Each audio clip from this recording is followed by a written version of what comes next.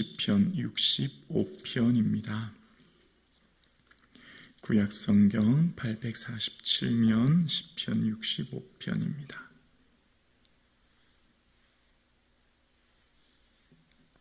함께 고백드리겠습니다.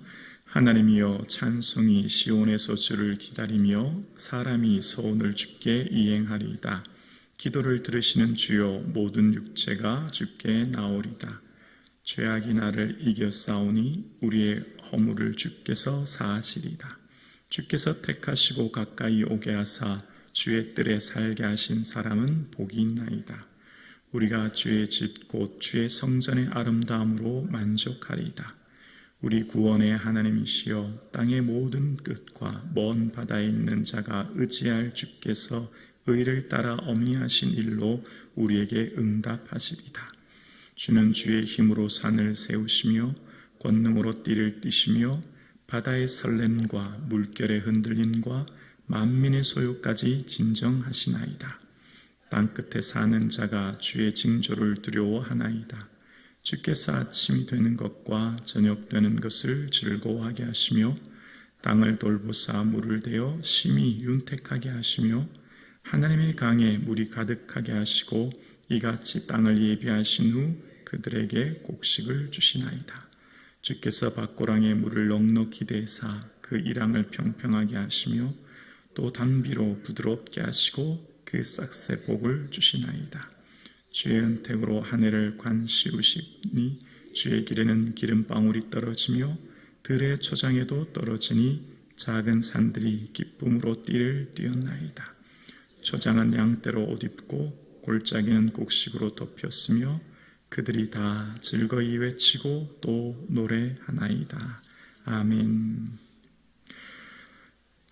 예배는 우리에게 주신 하나님의 특별한 축복이요 은혜입니다. 예배를 통하여 우리의 삶에 하나님의 임재를 경험하게 됩니다. 예배를 통하여서 하나님이 이 세상 모든 만물을 통치하고 다스릴 뿐만 아니라 나의 삶을 친히 다스리심을 우리는 경험하게 되지요.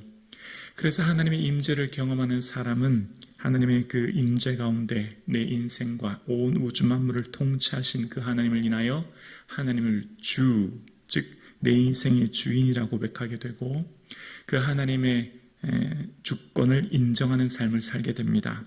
오늘 본문 1절입니다. 하나님이여, 찬송이 시온에서 주를 기다리며 사람이 소원을 주께 이행하리이다. 하나님이여로 첫 주어를 시작합니다. 하나님에 대한 고백의 처음에 하나님이라고 고백한 이 뒤부터 이제 하나님에 대한 주어가 바뀌기 시작해요. 고백이 바뀌기 시작하는데요. 하나님을 어떻게 고백하냐면 주인으로 고백합니다. 그래서 1절부터 계속해서 반복되어 나오는 단어가 있어요. 주를 기다리며 주께 이행하며 주여라고 하면서 끊임없이 반복되는 것이 있습니다. 하나님이 나의 삶의 주인이시며 온 우주 만물의 주인 되심을 고백하게 되죠. 하나님을 예배하는 사람, 오늘 우리가 이 자리에 나와서 하나님을 예배하는 이유도 이것입니다. 나의 삶의 주인 되시며 창조주 되신 하나님께서 이 온 우주 만물을 친히 다스리고 통치하고 계심을 우리는 고백하게 됩니다.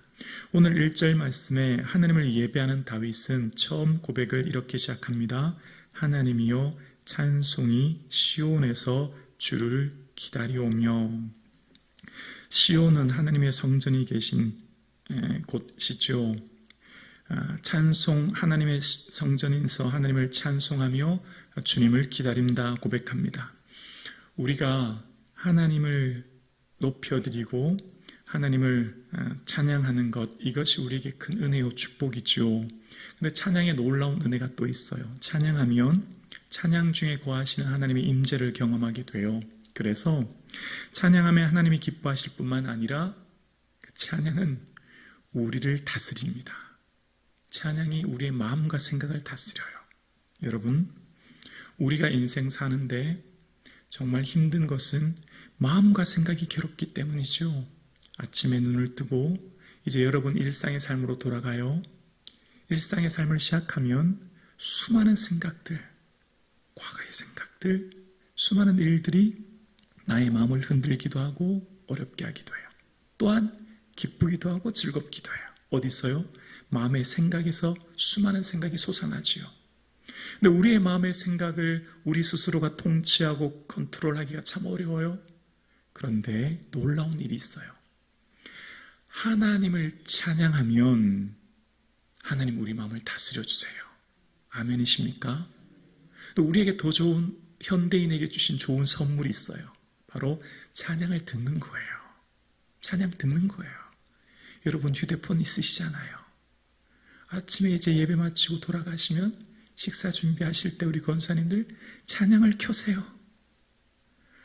장로님들, 안수집사님들 출근하십니까? 운전대를 잡으시고 찬양을 켜세요. 지하철을 타고 출근하십니까? 찬양을 켜세요. 찬양을 들으면 똑같은 은혜가 있어요. 내가 부르지 못하면 들을 때 그 찬양이 날 다스려 주세요. 아멘이십니까?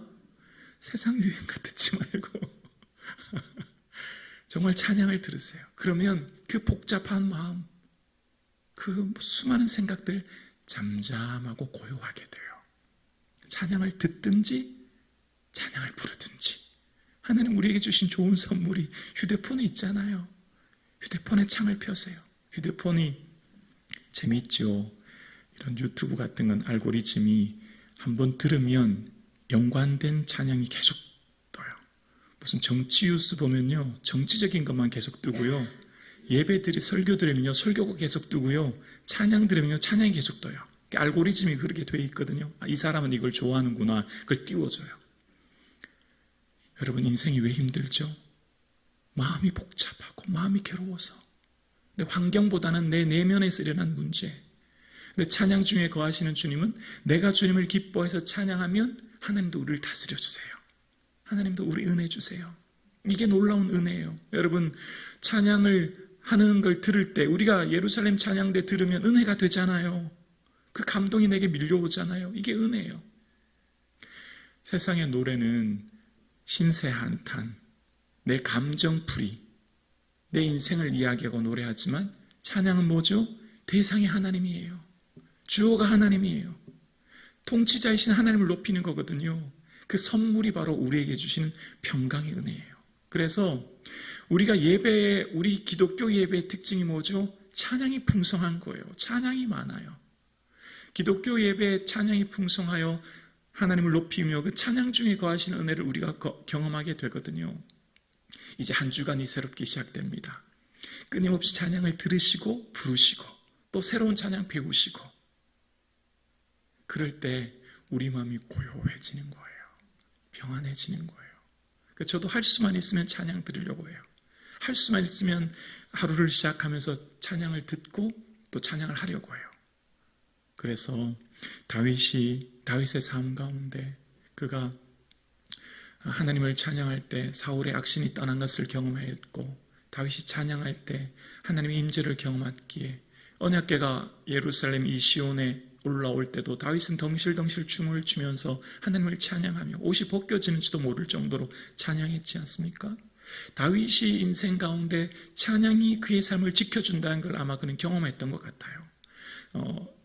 이 시편을 끊임없이 묵상하면 시편의 특징이 있잖아요. 찬양이에요. 근데 찬양이 다윗이 찬양할 때 오늘 본문은 그 감사의 내용들이거든요. 이 뒷부분에 보면 하나님께서 베푸신 이 것들로 인하여 찬양하는데 베풀어 주신 은혜들로 인하여 찬양들만 하는 게 아니에요. 다윗의 찬양의 특징은 광야에서 고난 중에 찬양이 더 많아요. 더 훨씬 많아요.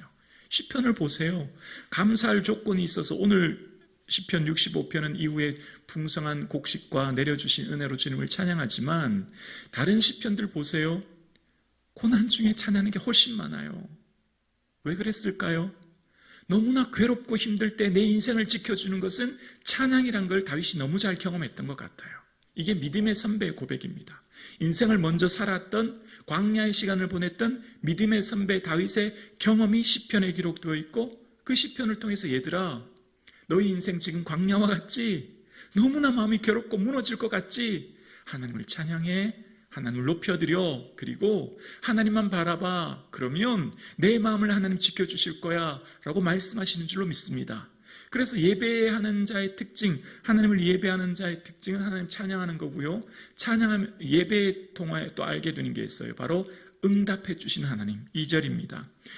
2절에 기도를 들으시는 주여 모든 육체가 주께 나오리다. 하나님은 우리의 기도를 들어주시는 줄로 믿습니다. 우리의 모든 기도를 하나님 다 이미 듣고 계세요. 우리가 생각하는 내 방법과 내 계획과 내 때에 이루어지는 그것만이 응답이 아니라 하나님의 계획과 하나님의 방법과 하나님의 때에 응답해 주실 줄로 믿습니다. 이것을 우리는 신뢰하는 거죠. 그리고 우리에게 큰 은혜를 알게 돼요. 우리가 하나님을 찬양하고 예배하고 하나님의 임재 안에 거하게 되면 이것이 우리에게 큰 은혜라는 걸 알게 되는데요. 그 은혜와 복이 뭐냐면 사죄의 은총이에요. 죄사함의 은총이에요. 이것이 얼마나 큰 은혜라는 것을 하나님 앞에 엎드리면 깨닫게 돼요. 3절입니다. 죄악이 나를 이겼사오니 우리의 허물을 주께서 사하시리다.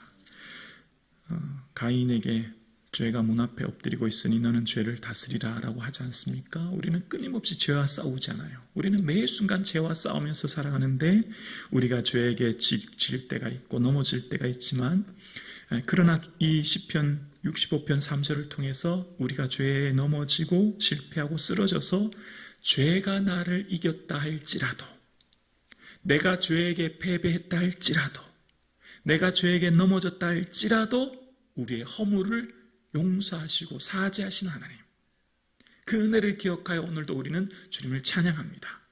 이것은 하나님만이 우리에게 하실 수 있는 것이고, 이것은 성도만이 누리는 은혜이고, 이것은 하나님께 나아가 예배하는 자만이 누리는 은혜 중에 은혜인 줄로 믿습니다. 그래서 우리의 삶 가운데 주신 은혜가 당장의 소유와 지위와 환경의 변화도 있지만, 내가 얼마나 큰 죄인인데 하나님 날 용서해 주셨구나, 이것이야말로 우리 중에 은혜요 축복이요 권능인 줄로 믿습니다. 그래서 우리가 하나님 앞에 주신 이 사죄의 은혜를 경험하게 되고요, 그래서 하나님께서 주신 은혜 중에 내가 지금 하나님을 예배하는 것, 이것이 얼마나 큰 은혜요, 내가 지금 예배하는 자리에 서 있다는 것이 복임을 알게 됩니다. 4절입니다. 주께서 택하시고 가까이 오게 하사 주의 뜰에 살게 하신 사람은 복이 있나이다. 우리가 주의 집 곧 주의 성전의 아름다움으로 만족하리다. 우리가 오늘 이곳에 나와 예배하는 이유, 이 이른 아침 피곤한 몸을 이끌고 이 성전에 나와 주의 뜰, 주의 성전에서 하나님을 찬양하고 예배함으로 하나님을 경배하는 이유, 하나님이 주신 이 독특한 은혜, 이 성전에서 누리는 특별한 복, 바로 이것이 하나님 우리에게 만족하게 하신 은혜가 있기 때문이죠. 하나님을 가까이 하고 주의 뜰에서 예배하는 것, 이것이 복입니다. 여러분, 저와 여러분은 복받은 자예요. 이 새벽 아무나 주의 전에 나올 수 없습니다. 하나님을 앞에 예배하는 것, 이것이 복 중에 복인 줄로 믿습니다. 다윗은 그래서 그의 삶의 모든 상황 가운데 하나님을 예배하는 것이 복임을 알아 하나님을 경배하는 삶을 살게 되었죠. 그러면 어떤 은혜가 있는지 아세요? 하나님의 임재를 경험하고 하나님을 찬양하고 예배 안에 거하는 자는요, 우리의 시선과 눈이 달라지는데요, 바로 하나님이 다 다스리고 통치하는 것을 보게 돼요.